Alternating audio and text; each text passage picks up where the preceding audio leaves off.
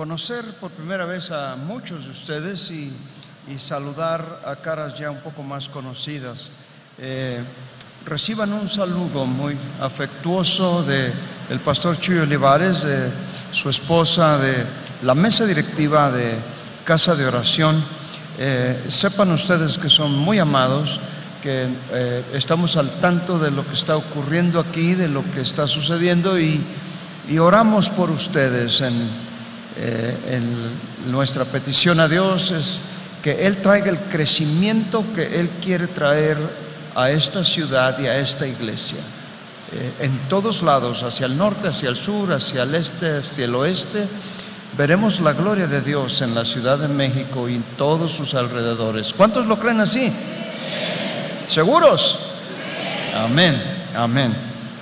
¿Listos para aprender?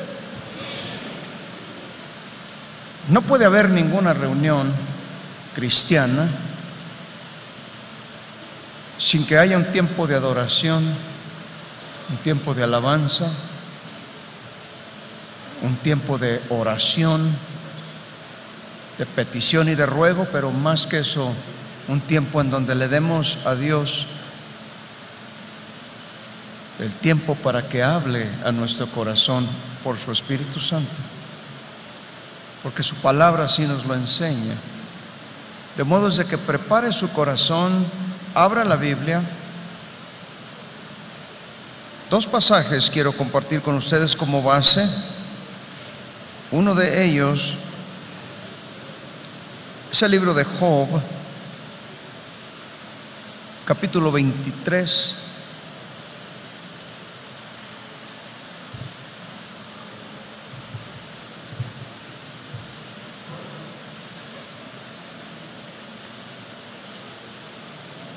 En el verso número 10, cuando lo encuentre, diga gloria a Dios.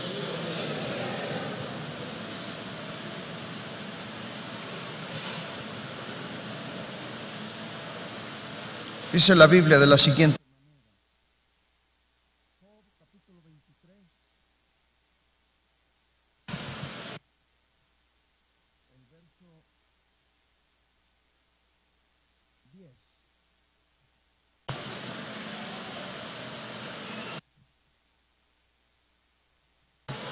Parece que ya está. Sí. Yo fui el que le apagué sin querer. El verso 10 dice: mas Él conoce mi camino, me probará y saldré como oro.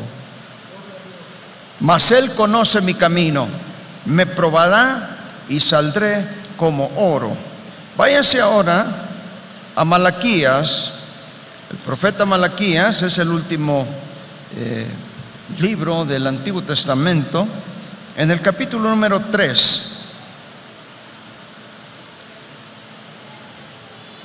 y el verso 3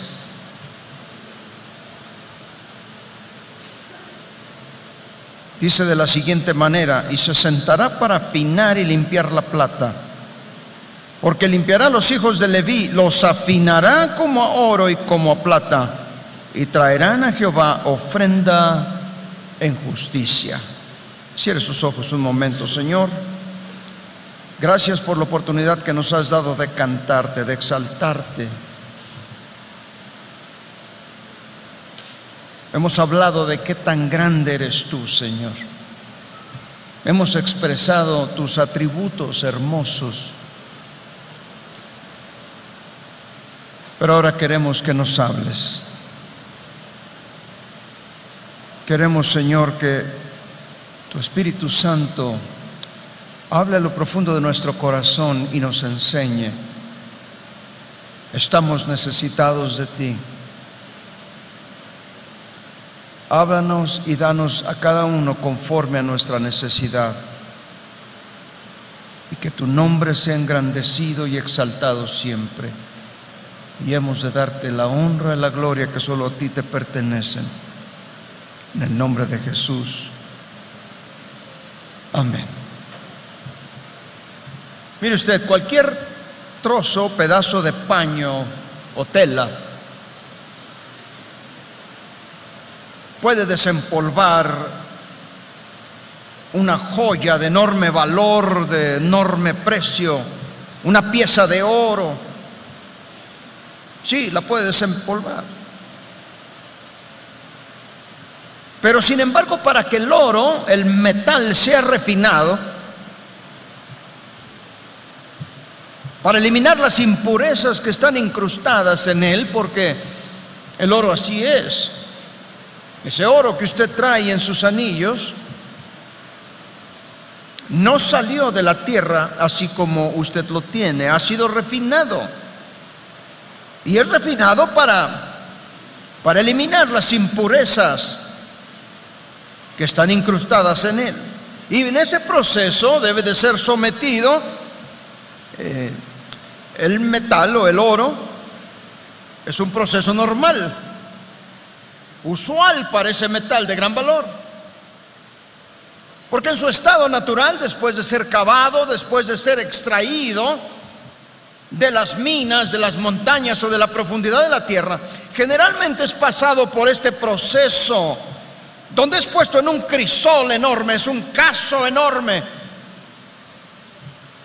y este es expuesto al fuego a grandes temperaturas, de tal manera que derriten todo el metal y automáticamente expone, separa los metales que le restan el valor al oro y separa las impurezas, las cuales afloran, flotan, suben a la superficie, dejando al oro purificado, refinado, probado.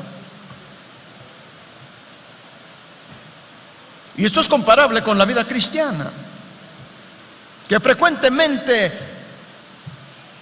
se compara con este proceso. Malaquías 3:3, como leímos, nos dice: porque limpiará a los hijos de Leví, los afinará como a oro y como a plata, y traerán ofrenda de justicia a Jehová. Cuando nos enfrentamos a las luchas, a los problemas, a las adversidades, a las enfermedades, a las necesidades, realmente Dios nos está refinando. Así como se refina el metal precioso, yendo hasta lo más profundo de nuestras vidas para eliminar la escoria, la suciedad, la contaminación.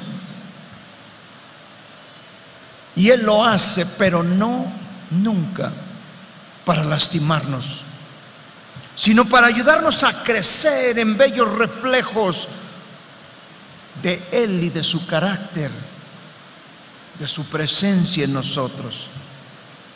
Solo que a veces el dolor nos saca de quicio, pensamos que está fuera de control, no lo podemos ni lo queremos resistir, y de pronto nos oímos decir a menudo, como dice el mundo con demasiada frecuencia, escuchamos a la gente exclamar: esto está fuera de control, ¿qué está pasando?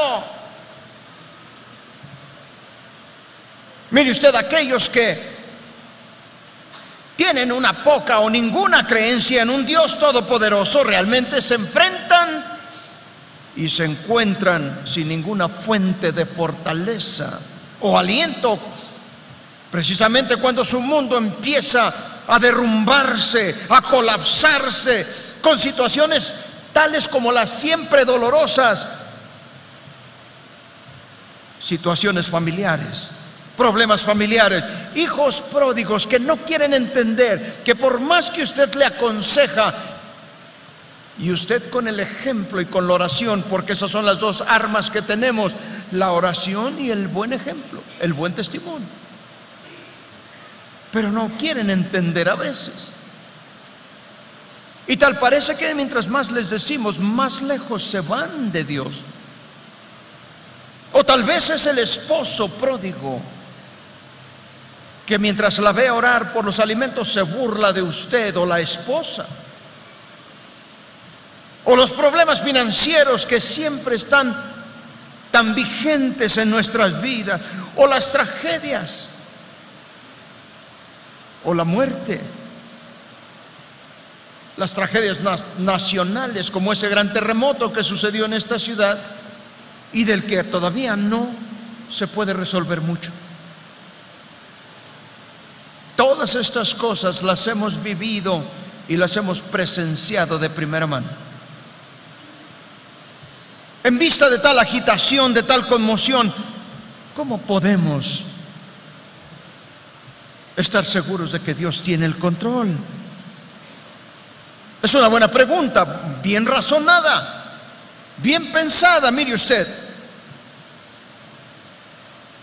Pero si como siervo de Dios tuviera que elegir un libro en las Escrituras que revele poderosamente el control completo y absoluto de Dios en cada página de este libro, de la Biblia, de principio a fin, sería el libro de Génesis.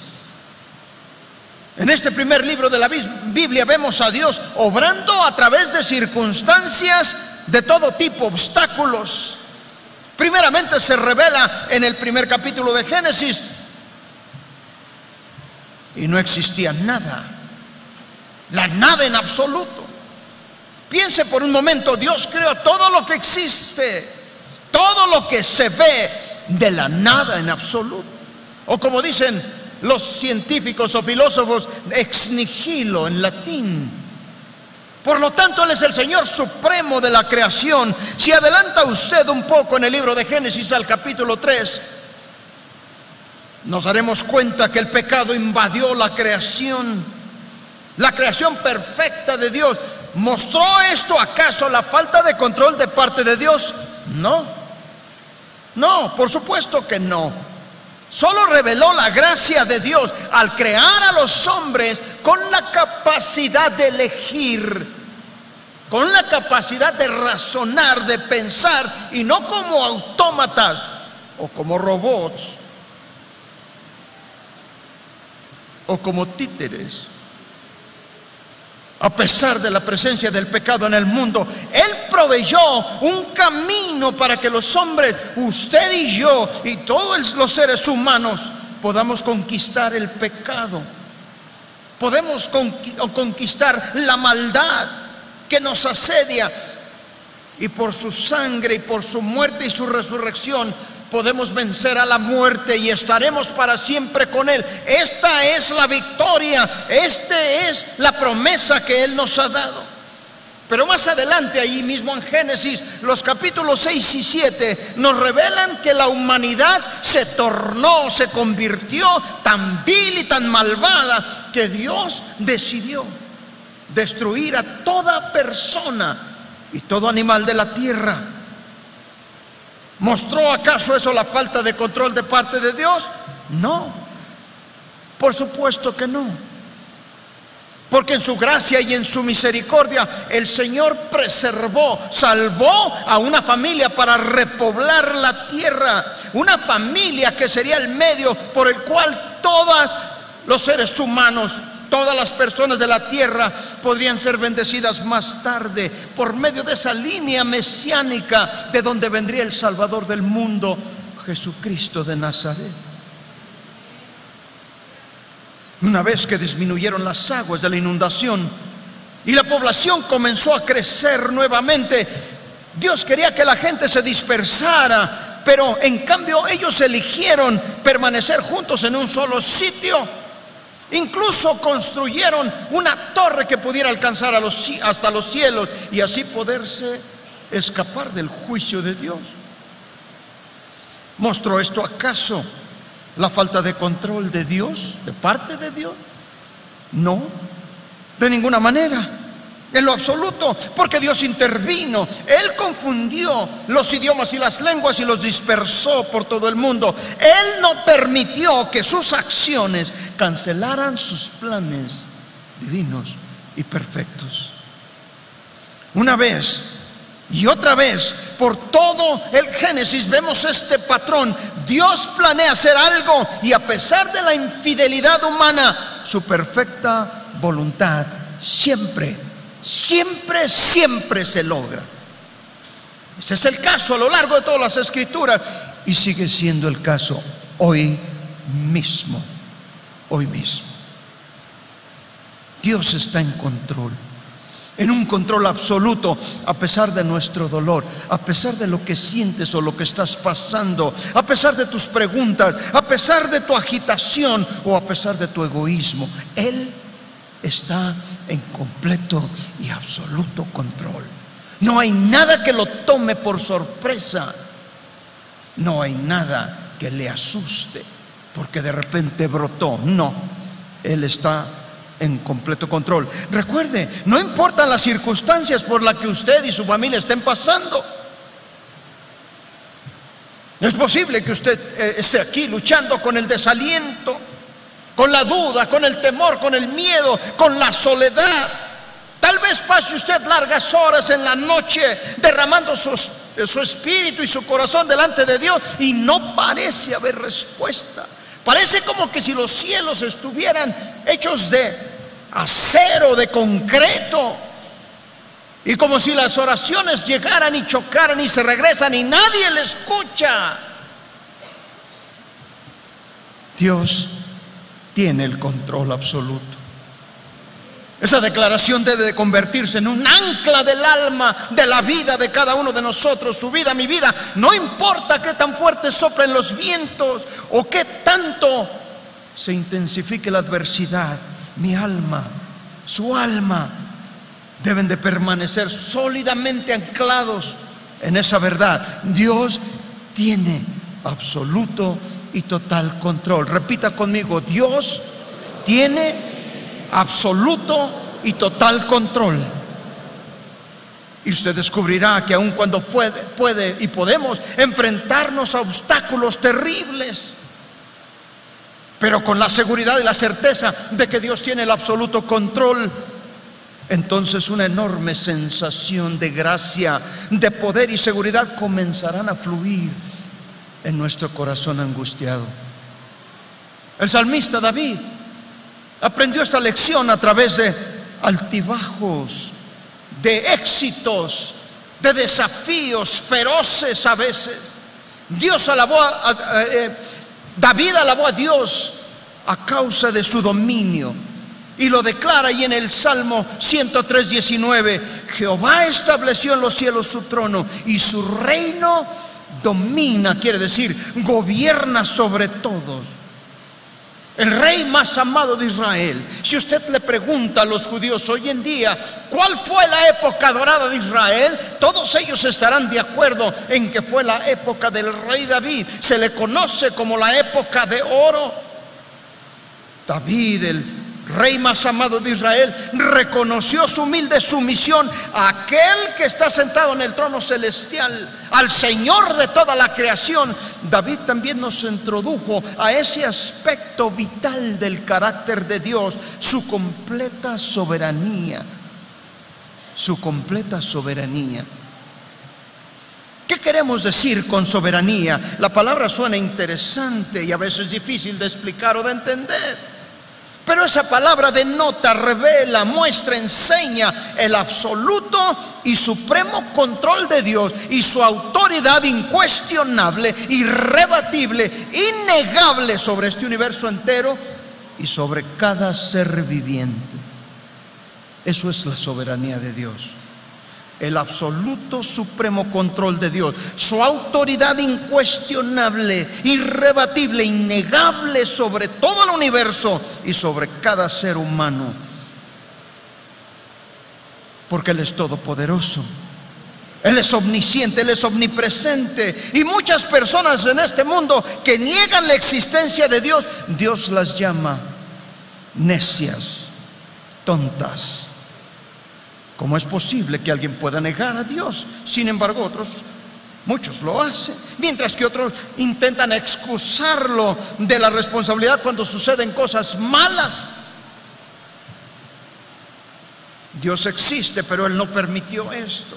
Esto sucedió sin su consentimiento. De veras, no hay nada, absolutamente nada que suceda sin que Él no lo permita. ¿Pero por qué hacen esto? Porque parecen tropezar o pasar por alto la soberanía de Dios. Mire usted, en primer lugar, está claro que muchos no entienden la palabra de Dios. que claramente enseña el completo control de Dios sobre toda la creación. En segundo lugar, su idea de Dios es totalmente no bíblica o infundada. Intentan poner a Dios en un molde de lo que creen que debería ser, y por lo tanto reemplazan la justicia de Dios con la justicia de ellos, porque dicen, esto no es justo. Pero nuestra justicia no es como la justicia de Dios. Si algo sucede que no pueden entender, que no pueden afirmar, de repente ya no saben qué hacer. Pero aquí surge una pregunta: si acaso Dios no tiene el control, dígame usted quién lo tiene.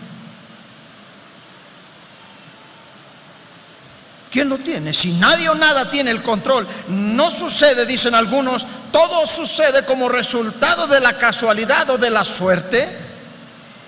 Incluso muchos cristianos comparten las ideas de la suerte y la buena fortuna, y cuando escucho esto se me enchina el cuero, porque no entienden la palabra de Dios. La escritura es muy clara, es tácita. Dios no está en el negocio de la suerte, Él está en el negocio de la bendición. Y cuando reemplazamos la soberanía de Dios por la pura suerte, simplemente estamos diciendo que no hay un plan o un orden o un propósito en el universo, o que somos víctimas sencillamente de nuestras circunstancias. Y dicen algunos, si ese es el caso, algunas veces seremos felices, la mayor parte del tiempo no lo seremos, y siempre temeremos al futuro. Dios sencillamente no quiere que vivamos así. Por eso nos dio su palabra, para que aprendamos que Él tiene el absoluto control de cada evento en esta vida. Él es soberano por sobre todas las cosas. La Biblia dice que ni una hoja de los árboles se mueve sin su voluntad. Soberano sobre todas las cosas que afectan su propósito para cada uno de nosotros. ¿Cómo podemos estar seguros? Si abrimos la palabra de Dios y la estudiamos y la examinamos, algunos pasajes que revelan su soberanía, y podemos descubrirlo. No hay ningún pasaje en la Biblia que dice, o que en donde Dios exclame, así dice el Señor, yo soy soberano. No hay. En lugar de eso, Él solo usa palabras. Dios usa la vida misma para revelar su control absoluto. Y debido a que Dios usa la vida para demostrar su control absoluto, es natural comenzar nuestra mirada en la evidencia bíblica. Precisamente en la primera palabra de las Escrituras, Génesis 1:1, dice, en el principio, antes que nada existiera, antes que no hubiera absolutamente nada, creó Dios los cielos y la tierra. ¿Qué significa esto? Que Dios creó todo lo que existe, como dijimos. Ordenó, sustenta, y por medio de su amor y de su gracia, Él controla al mundo y a las galaxias. Él creó las galaxias, los sistemas solares, la gravedad, el tiempo, el espacio. Literalmente, con la palabra de su boca, el poder de su boca, hizo cada partícula, cada mota de energía y de materia en el universo. Él puso en movimiento todo esto. Luego entonces Él es más que capaz de sostener su creación por toda la eternidad. El Antiguo Testamento revela el control de Dios en cada área, y más notablemente su control en la naturaleza, incluso sobre las naciones, incluso también sobre los incrédulos. Por ejemplo, su dominio sobre la naturaleza se expresa en el Salmo 135, versos 6 y 7. Dice Jehová, todo lo que Jehová quiere ha hecho en el cielo, en la tierra, en los mares y en todos los abismos. Hace subir las nubes de los extremos de la tierra, hace los relámpagos para la lluvia, saca de sus depósitos los vientos. Salmo 104:14 nos ilustra más este punto y dice: Él hace producir el heno para las bestias y la hierba para el servicio del hombre, sacando el pan de la tierra.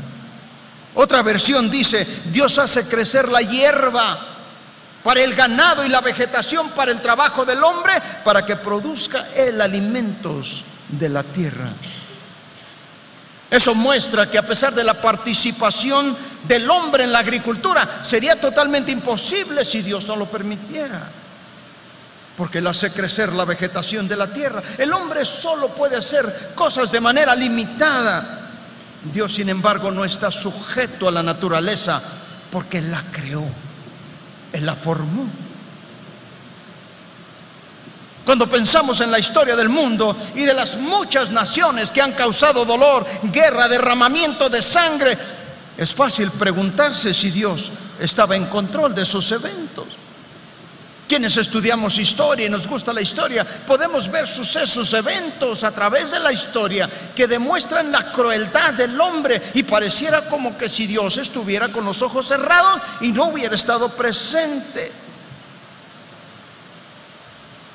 como si no tuviera control de sus eventos. Pero mirando de frente a la realidad, ¿acaso no es más fácil creer que los hombres, siempre odiosos, siempre egoístas, ansiosos de poder y de riqueza, siempre volubles y cambiantes, están a cargo de todo esto en lugar de Dios?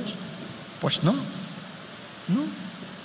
Necesitamos entender, necesitamos aprender y saber que Dios no está preocupado por los dictadores mundiales, porque la única razón por la que ellos están en esa posición de poder es porque Él lo ha permitido. Él quita y pone reyes y gobernantes, y su propósito siempre se va a cumplir.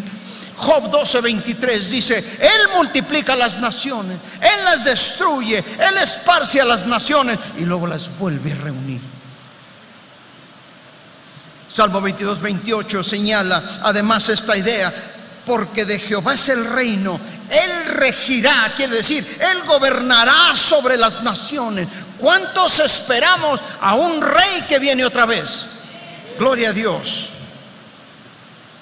Entonces aprendamos esto: ninguna nación, ningún presidente, ningún dictador o sus ejércitos hacen nada fuera del control y de la voluntad de Dios.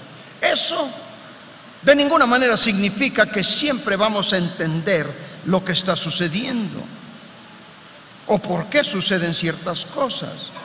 Hay atrocidades como el Holocausto, por ejemplo, que parecen desafiar una explicación racional o inteligente del por qué.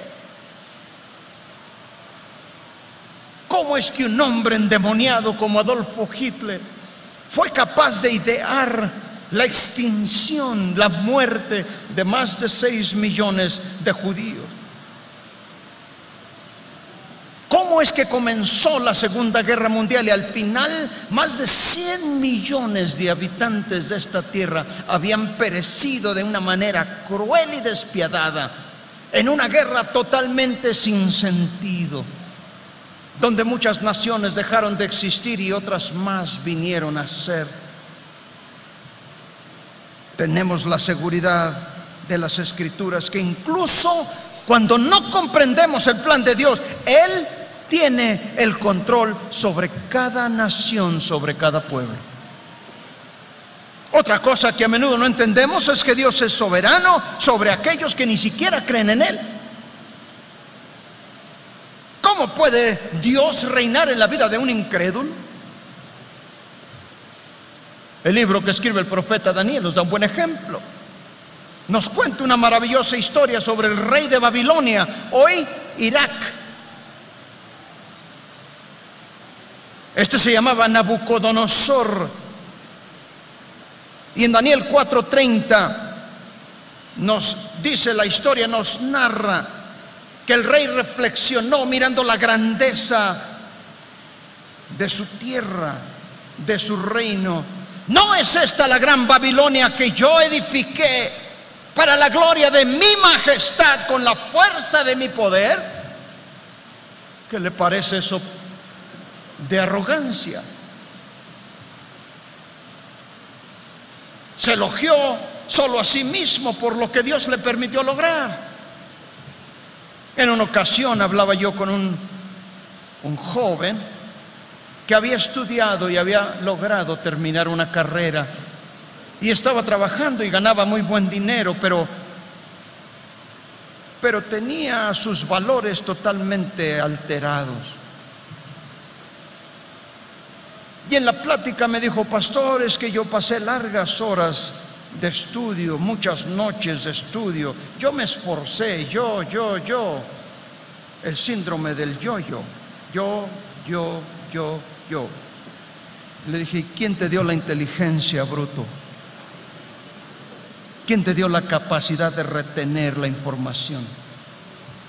¿Quién te dio la fuerza para levantarte cada mañana? ¿O te hiciste tú a ti mismo? Orejas de papalote. Jóvenes, estudien, prepárense, pero sepan ante todo que todo lo que puedan ser, lograr y tener viene de Dios, solamente de Dios. Y denle siempre el lugar que le corresponde, el primer lugar en su vida, en primer lugar en su profesión, el primer lugar por sobre todas las cosas, y Él los exaltará a su debido tiempo. Dios escuchó las alarmas de Nabucodonosor y le respondió: Nabucodonosor, para ti está declarado esto, tu reino ha sido quitado de ti. Daniel 4:31. Dice la Biblia que en un instante casi ni terminaba de hablar cuando de repente se encontró comiendo zacate como las bestias, como los bueyes. Y así permaneció por largo tiempo. Dios lo humilló a ese rey poderoso hasta que reconoció, dice Daniel 4:32, que el Altísimo es el que gobierna el reino y a la humanidad y otorga el poder a quien Él quiere, solamente a quien Él quiere. En el versículo 37 después vemos al rey, después de haber experimentado esa humillante experiencia de proclamar honor y alabanza al Rey de los cielos. Incluso ese gobernante incrédulo de una nación, la más poderosa de la tierra en aquel entonces, se dio cuenta de que su posición provenía exactamente del control de Dios. Y así sabemos que Dios tiene el control de todo, y en eso podemos encontrar paz y varias garantías que Él nos da. En primer lugar, encontramos el consuelo en el hecho de que el Dios Todopoderoso tiene el control en nuestras vidas individuales cada día. Dios nunca deja de proveer, de proteger, de vigilar, cuidar a cada uno de nosotros, sus hijos, porque Él es soberano, todo lo sabe. Sabe exactamente lo que necesitamos hoy. Y dice la palabra de Dios que antes que abramos nuestra boca, Él ya sabe lo que vamos a hablar y a decir. Sabe exactamente lo que ocuparemos el día de mañana, porque Él es Dios soberano. Y tenemos la seguridad de que Él resolverá cada circunstancia de nuestras vidas y la tornará en algo bueno, sin importar que sea. Tal vez puede ser doloroso, difícil o aparentemente imposible, pero Dios usará cada situación para lograr su propósito divino en nosotros. Romanos 8:28 deja muy en claro: sabemos que todas las cosas ayudan para bien a los que aman a Dios, esto es, a los que conforme a su propósito son llamados. Y este reclamo solamente puede tener sentido cuando nos damos cuenta, aceptamos en nuestra mente y en nuestro corazón que Dios está en completo control de todas las cosas. Dios quiere que confiemos en Él. Él no quiere que echemos un brinco hacia la oscuridad, no, más bien es un brinco hacia la luz de su palabra y su verdad. Y ahí es donde podemos encontrar la solución y la respuesta a todas las cosas. Luego entonces tenemos la seguridad de que nada Nada puede tocarnos aparte de la voluntad permisiva de Dios. Salmo 34:7 explica y dice: el ángel de Jehová acampa en derredor de los que le temen y los defiende. Otra versión dice: y los rescata.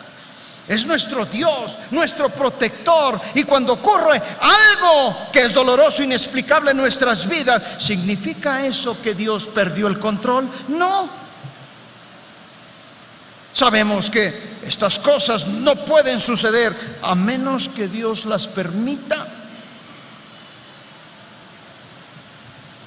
Y esa esperanza nos permite avanzar con valentía hacia el futuro, porque sabemos que Dios estará allí paso a paso con nosotros, protegiéndonos para siempre, guiando nuestros pasos. La Biblia dice que Él nos capitaneará aún más allá de la muerte.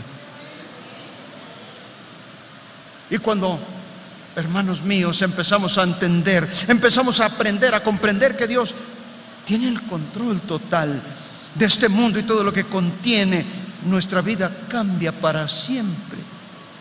Dios es soberano, es omnisciente. Él puede responder a las interrogantes, a las preguntas más difíciles. Él es omnipotente. Él es lo suficientemente fuerte para superar tu mayor obstáculo, tu mayor problema. Él es omnipresente, estará allí contigo donde quiera que vayas.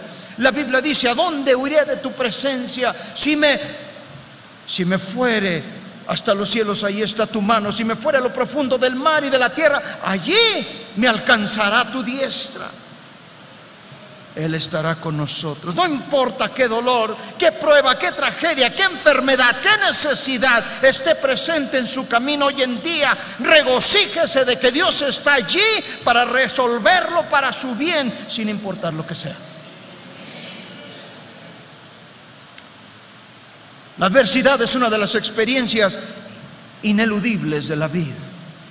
Si usted está sufriendo, si usted está pasando por adversidad, si tiene preguntas que todavía no tienen respuesta, regocíjese. Eso quiere decir que usted es parte de la raza humana, porque ese es un común denominador entre todos los hombres. Todos pasamos por ahí. Son ineludibles en la vida, y ninguno de nosotros es feliz cuando nos afecta, mucho menos cuando estamos pasando por allí. Hay una teología popular que dice: solo confía en Dios y piensa con la razón, entonces no tendrás dificultades. Sin embargo, al escudriñar las Escrituras, vemos que Dios ha adelantado o ha ayudado a sus más grandes siervos en las Escrituras a través de la adversidad, no necesariamente de la prosperidad. Dios no está interesado en construir una generación de cristianos débiles de corazón. En cambio, Él usa pruebas para entrenar a soldados incondicionales, llenos del Espíritu Santo y de la vida de Jesucristo en ellos. La mayoría de nosotros ni siquiera quiere escuchar sobre dificultades, menos vivirlas. Pero es mucho mejor aprender sobre la adversidad antes de experimentarla, que de repente enfrentar una dificultad y preguntarse: Señor, ¿qué está pasando? ¿Qué estás haciendo? Duele mucho. Pero la verdad es que vivimos en un mundo caído, así que nos guste o no, el pecado y sus consecuencias nos rodean. Las dificultades son parte de la vida. Pueden causar desaliento, incluso desesperación, a veces hasta el punto de la desilusión con el cristianismo. En una ocasión me decía un joven: abandono el cristianismo. Y cuando platicamos un poquito más, le hizo esta pregunta: ¿qué te hizo Dios sino solo bien? No, pero es que los hermanos son unos hipócritas. Le digo: siempre habrá lugar para un hipócrita más en la iglesia. No te desalientes. ¿Qué le hizo Dios sino solo bienes y bondad y misericordia? el mismo hecho de que usted respira es una bendición. Cuando nos encontramos con dificultades, generalmente consideramos que la prueba es injusta. Es increíble, es insoportable. Nuestra actitud usualmente es: Dios, esto no es justo. Como si nosotros supiéramos más que Él. Muchos le dicen: ¿por qué? Le preguntan ¿por qué? Como si no supiera. Falta y no sepa.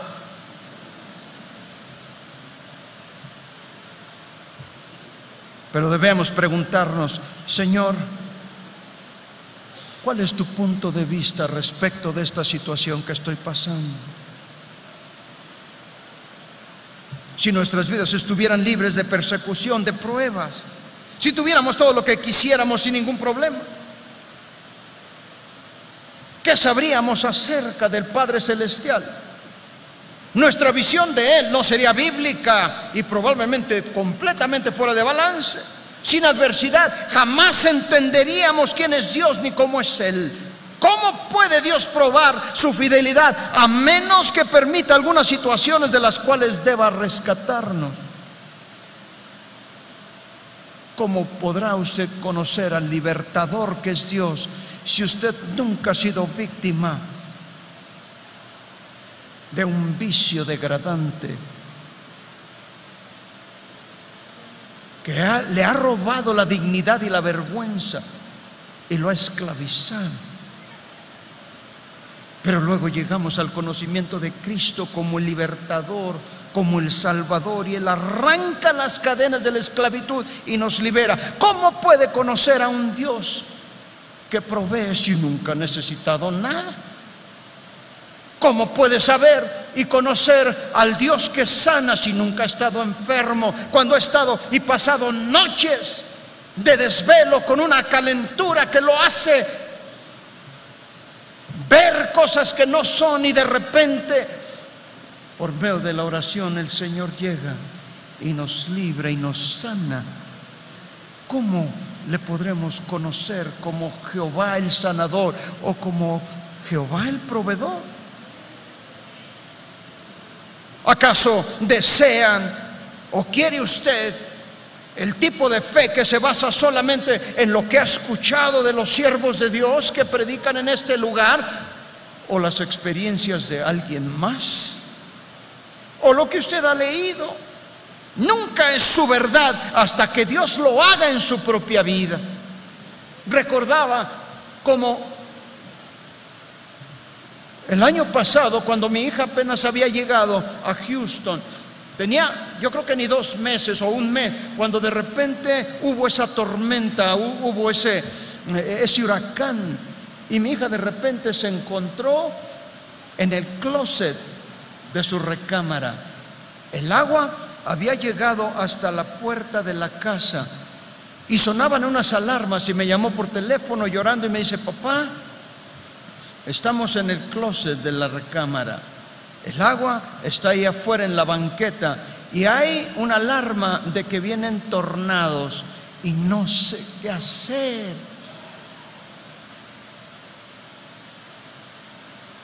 Hija, abre la palabra de Dios, léela en voz alta y clama al Señor con todo tu corazón. Tú no puedes vivir de mis propias experiencias. Es el tiempo ya cuando empieces a acumular tus propias experiencias con Dios. Y oramos por teléfono. Y yo pude sentir como la paz de Cristo inundó su corazón y su vida, y el agua jamás entró. Parecía una isla ahí, pero el agua nunca entró y no sufrió absolutamente ninguna pérdida. Y ustedes vieron lo que sucedió en esa ciudad, un desastre impresionante. La mayoría de nosotros nos gusta mejor memorizar las palabras antes de siquiera entender su significado. Aunque ande en valle de sombra y de muerte, no temeré mal alguno. Y si usted es un buen declamador, seguramente lo declamaría con tanta emoción y con tanto sentimiento. Dice, porque tú estarás conmigo, Salmo 23:4. Pero el Salmo 23 no se convirtió en una realidad viviente para nadie hasta que nos encontremos en ese valle. La adversidad puede ser o un desaliento mortal o la herramienta más grande que Dios utilice para ayudarnos a avanzar, a prosperar, a un desarrollo y crecimiento espiritual cristiano. Pero nuestra respuesta marca la diferencia. Dios tiene un propósito para las dificultades en nuestra vida cuando las permite, y todas ellas se encajan en ese plan maravilloso que Él tiene para su vida y para la mía. Nadie es inmune. Todos en algún tiempo experimentamos la angustia, la presión causada por las dificultades, cualquiera que sea la forma, ya sea enfermedades, problemas financieros, animosidad, rechazo, amargura, enojo. Tendemos a considerarlos como retrocesos. Sin embargo, Dios tiene una perspectiva distinta. Él ve la adversidad como una forma, escúcheme bien, no de obstaculizar a los santos, sino de avanzar su crecimiento espiritual. Al enfrentar la tribulación, a menudo nos preguntamos de dónde viene. ¿Es cuestión mía, Señor? ¿Es de Satanás o esto es de ti, Señor? Independientemente de la fuente específica, en última instancia, toda adversidad que toque la vida de un creyente primero debe ser filtrada a través de la voluntad permisiva de Dios. Esto obviamente no quiere decir que todo lo que viene en su camino, en su vida, sea la voluntad de Dios. A veces nosotros mismos nos metemos en cada arenga por nuestra falta de sentido común,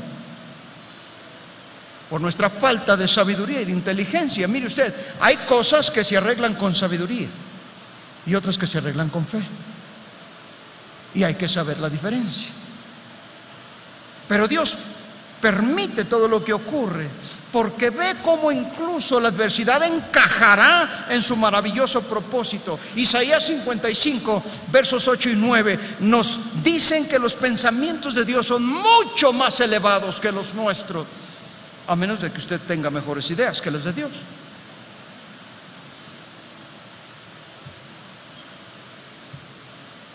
No podemos comprender o esperar entender todo lo que nos pasa.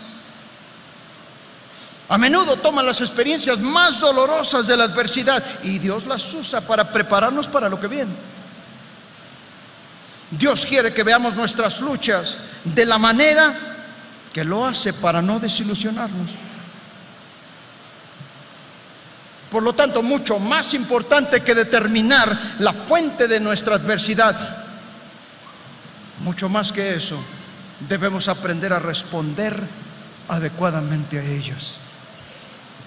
Así como José es el ejemplo más completo de esto, porque si usted se da cuenta, es una de las pocas personas en la Biblia de las que no se dice nada negativo, nada negativo, todo es positivo. La Biblia nos enseña cómo desde una edad temprana se caracteriza por la adversidad. Dice que Dios estaba preparando y prosperando el camino de José por medio de la aflicción.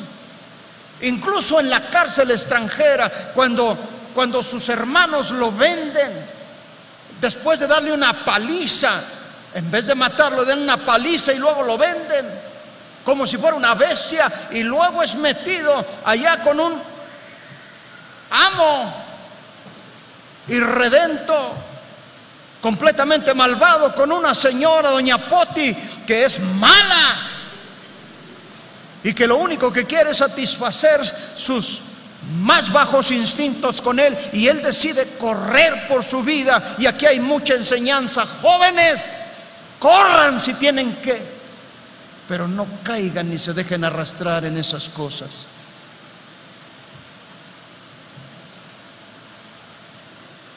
Lo que José pasó es como para volver loco a cualquiera. Sin embargo, cada prueba fue parte de lo que Dios estaba haciendo por José, entrenándolo mediante la disciplina, a fin de lograr, como dice Hebreos 12:11, una tranquila cosecha de la vida recta. El escritor de Hebreos dice: hijo mío, no menosprecies la disciplina del Señor y no desmayes cuando eres reprendido por Él, porque el Señor disciplina a los que ama y castiga a aquellos que toma por hijos. Entonces, si usted está experimentando adversidad, permita que esta sea un recordatorio del gran amor de Dios por usted. Y entonces la perspectiva cambia, porque Dios también envía la adversidad para autoexaminarnos. Cuando Dios permitió que Satanás abofeteara al apóstol Pablo con aquel aguijón en la carne, ahí en 2 de Corintios 12:7, el apóstol oró 3 veces y tenía fe, créame que tenía fe. Pablo seguramente debe de haber buscado en su corazón y preguntándose él mismo y al Señor: ¿hay pecado en mi vida, Señor? ¿Es correcta mi actitud? Cuando de pronto nos encontramos en caminos de adversidad, también haríamos bien en preguntarnos: ¿estoy en la voluntad de Dios? ¿Estoy haciendo lo que Él quiere que haga? Tal vez hemos hecho eso y hemos confesado todo el pecado conocido, pero la adversidad sigue y persiste. ¿Qué pasa con eso? La adversidad viene para enseñarnos a odiar el mal, tanto como Dios lo hace. Mire usted, joven, señorita, señora, señor, anciano, a todos, Satanás vende su mentira y su programa de pecado, prometiendo placer, prometiendo libertad y prometiendo realización, pero no le informa sobre los costos ocultos. La verdad es que, dice Gálatas 6:7, todo lo que el hombre sembrare, eso también segará. Las personas que una vez fueron atrapadas por las drogas, por el alcohol, por la indulgencia sexual y que fueron ahora liberadas por Dios, odian con odio jarocho ese pecado, debido al sufrimiento, a la impotencia, a la desesperanza que experimentaron, y han aprendido a despreciar lo que en algún momento deseaban y buscaban. David estuvo de acuerdo. David escribe: antes que fuera yo humillado, descarriado andaba, mas ahora guardo tu palabra, dice el Salmo 119:67. Si pudiéramos aprender a anticipar las consecuencias actuales y futuras del pecado, nuestras vidas serían mucho, mucho, mucho más piadosas, más santas. Si usted es padre, debe ser honesto con sus hijos acerca de los fracasos, porque no existe tal cosa como un padre perfecto, una madre perfecta, un hogar perfecto. Y pretender no tener fallas es perjudicial. Yo recuerdo cuando mis hijos estaban creciendo y a veces teníamos diferencia con mi esposa, alguna diferencia menor, nunca, gracias a Dios, hemos tenido diferencias mayores, pero luego a veces ella me decía: no hay que arreglar esto delante de los niños. Yo decía: no, sí, es importante, porque no lo vamos a arreglar maldiciendo, ni gritando, ni empujando a nadie. Lo vamos a arreglar en el temor de Dios, y es necesario que ellos vean que las diferencias se solucionan así, y ellos aprenden. Nuestros hijos necesitan entender que Dios permite la adversidad también para su protección, y deberíamos de ser francos en cuanto a nuestras debilidades y explicar claramente el efecto del pecado, los deseos de Satanás y la solución que Dios trae, advirtiéndoles, explicándoles cómo nosotros respondimos al pecado y a la maldad de nuestra vida y cómo nuestros hijos pueden evitarlo en la suya. Si usted lo hace, sus hijos serán grandemente bendecidos. Pero Dios también envía la adversidad a nuestras vidas para que reevaluemos nuestras prioridades. Porque sabe usted, hay hombres y mujeres que se convierten adictos al trabajo y nos agotamos hasta el punto de ignorar a nuestros hijos hasta que es demasiado tarde. Y después que queremos tiempo con ellos, ellos no quieren tiempo con nosotros. O tal vez podemos enamorarnos de las cosas materiales y tenemos una casa, pero queremos una más grande para llenarla de tiliches, porque eso es todo lo que son. Y tenemos un buen carro, pero queremos uno más nuevo, con campanitas y sonidos hermosos, internet y todo lo demás.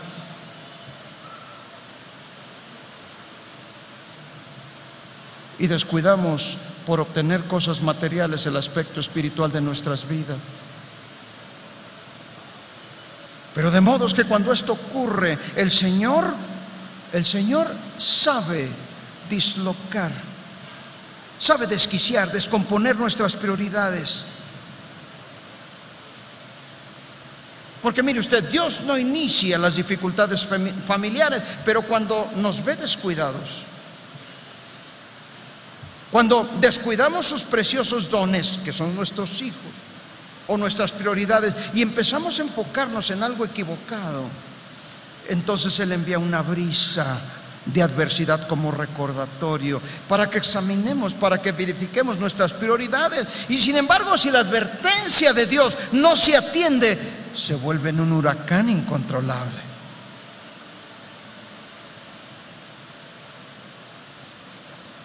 Y es entonces como si Dios retirara su protección de nosotros, su mano de nuestras vidas, y dejara que la adversidad tome su curso por completo, y en muchas ocasiones desbarata y destruye.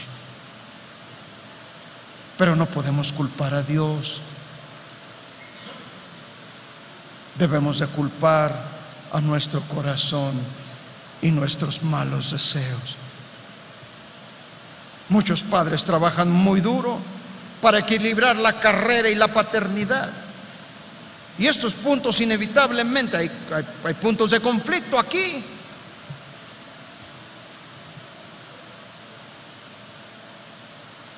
¿Quiere darle a su hijo algo que nunca olvide? Dele tiempo. Dele tiempo. No le dé grandes regalos, dele tiempo. Si las prioridades están desordenadas, fuera del orden, fuera de la armonía de Dios, y cuando avanzar es todo lo que se convierte en el objetivo exclusivo, puede ser que se esté acercando un torbellino de adversidad. ¿Qué es lo que usted está pasando? Ahora que ha aprendido que la adversidad no siempre es mala, ¿qué es lo que usted está pasando? ¿Enfermedad? ¿Necesidad? ¿Dolor? ¿Angustia? ¿Hijos que no quieren nada con Dios? ¿Esposos, esposas que no quieren nada con Dios? ¿Qué es lo que usted está pasando? Dios lo está usando para su gloria, para formar su carácter en nosotros y hacernos más como Cristo. Ese es el propósito de Dios. Póngase de pie, por favor.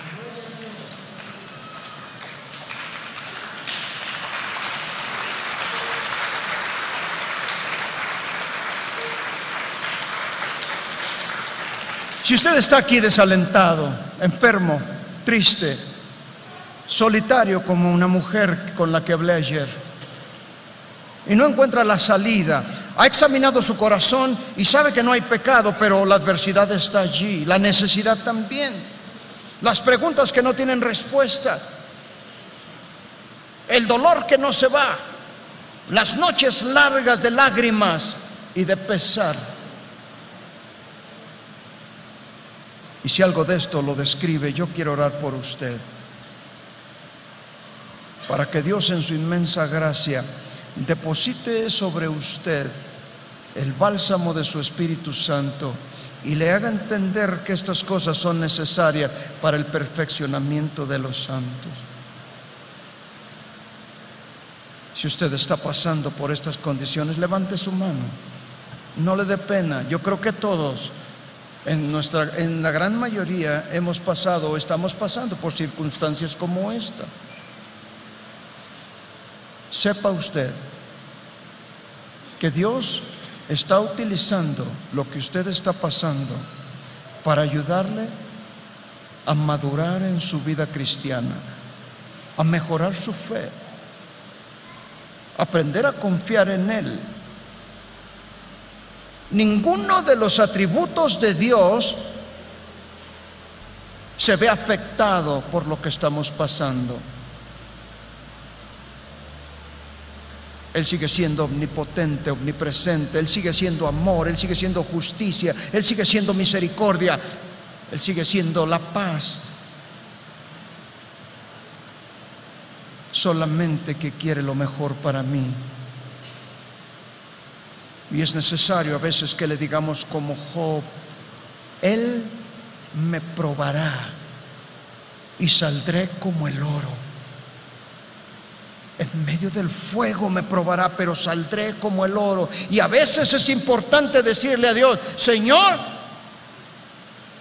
si crees que es necesario esto que estoy pasando, atízale al fuego y purifícame, límpiame, restáurame, lléname de tu gracia y de tu poder, y ayúdame a entender tu propósito,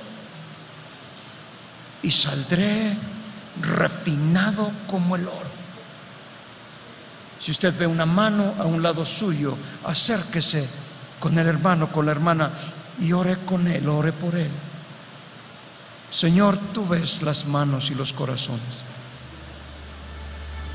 Hay muchos que tal vez no se atrevieron a levantar la mano, pero tú estás con nosotros. Y tu palabra nos enseña, nos muestra claramente que contigo pasaremos hasta el otro lado. En medio de la tormenta, tú estarás con nosotros, y cruzaremos y llegaremos con seguridad, porque tú así lo has prometido. Llena de tu Espíritu Santo y de tu santa gracia a cada hermano, a cada hermana que está pasando por circunstancias difíciles. Señor, revélales por tu Espíritu Santo que estas circunstancias son necesarias y que ciertamente no son eternas, sino que durarán un tiempo para purificarnos, para refinar nuestra alma, nuestro corazón, nuestro ser, y hacernos mejores hijos tuyos. Enséñanos, Señor, que tu única motivación es nuestra bendición. Bendice esta iglesia, Señor. Bendice a cada familia, a cada varón que es cabeza de familia, a cada mujer, que ellas puedan ser la ayuda idónea, no la ayuda errónea. Que ellas puedan, con gracia de Dios, ayudar a su esposo y en su familia, ser fuente de bendición. Señor, ayuda a los hijos, que los hijos puedan ver en sus padres tu presencia, tu voluntad, tu consejo. Bendice cada corazón, bendice a cada joven, a cada señorita.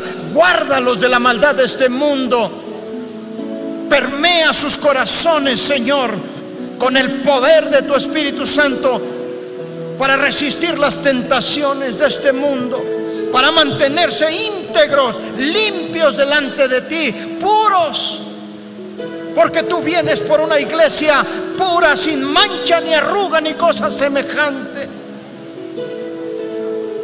y requieres de la santidad. De hecho, tu palabra dice que sin santidad nadie verá al Señor. Y ayúdanos a vivir en rectitud delante de ti y a honrar tu nombre por sobre todas las cosas, a exaltarte y a testificar lo que tú significas en nuestras vidas. Llévanos al siguiente nivel, Señor. Trae un avivamiento a cada corazón y permítenos compartir tu palabra, el evangelio de la gracia, el evangelio que transforma, que cambia y que ofrece una relación fresca contigo, real y verdadera, por medio de la cual tenemos la garantía de la vida eterna, por tu sangre preciosa y por tu sacrificio y tu resurrección, Señor. Encomendamos esta iglesia a la palabra de tu gracia. Bendice a los pastores en este lugar y al grupo de liderazgo que has levantado aquí. Permite que la visión que tú has concedido a tu siervo, Señor, pueda ser abrazada por cada uno de los miembros de esta iglesia, de tal manera que corran con ella para predicar tu palabra y tener el crecimiento que tú quieres para nosotros y tienes para nosotros. Y permítenos siempre darte la gloria, el honor, la honra, darte el lugar que tú debes de tener en nuestra vida y en nuestro corazón, el primer lugar, porque eres Dios eternamente y para siempre. Gracias por esta oportunidad que me das de estar aquí. Señor, te bendigo y te glorifico con todo mi ser. Gracias. En el nombre de Jesús, nuestro Salvador y Señor, te damos la gloria y la honra y te bendecimos. Amén y amén. Dele un aplauso al Señor.